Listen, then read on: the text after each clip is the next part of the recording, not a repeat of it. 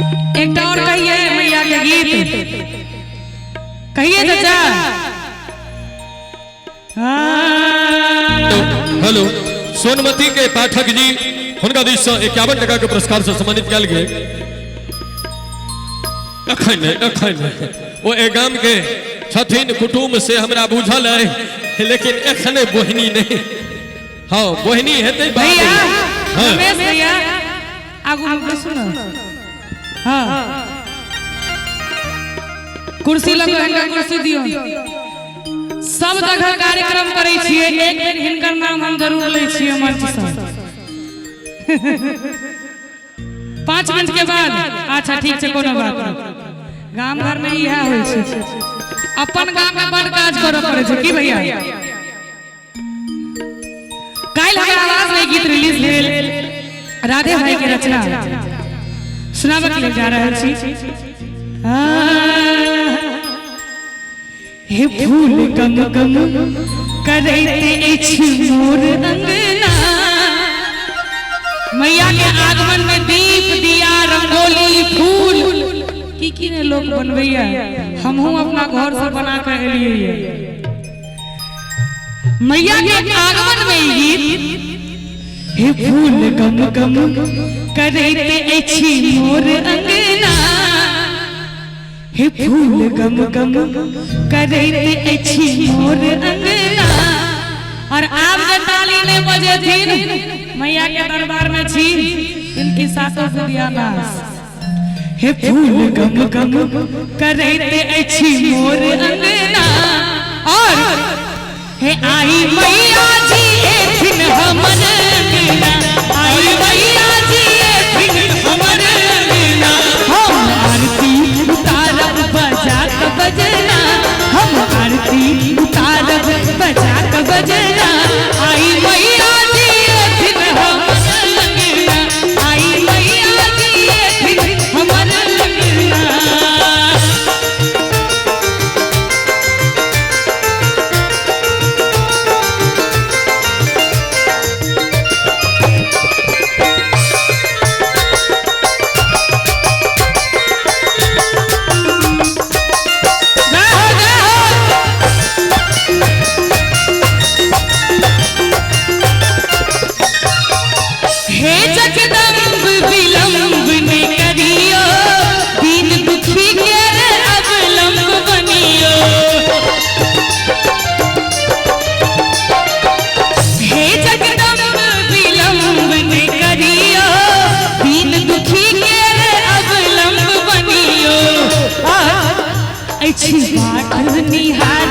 हमर नैना अछि बाट निहारत हमर नैना। आई मैया जी एथिन हमर अंगना। आई मैया जी एथिन हमर अंगना।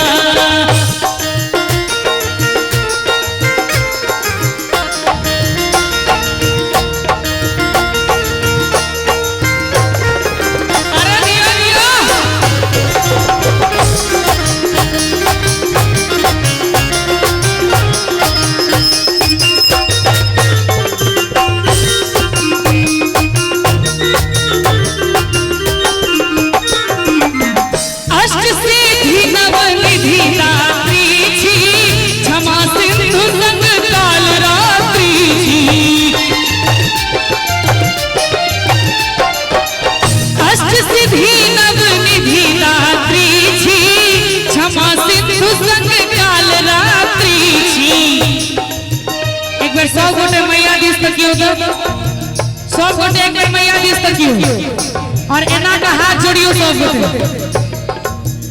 सब अपराध हमर क्षमा करू मां।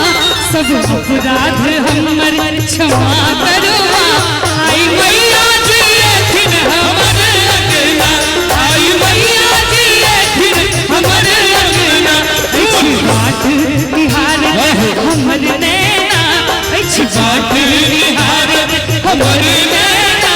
आई मैया जी एथिन हमर अंगना। आई मैया जी एथिन हमर अंगना।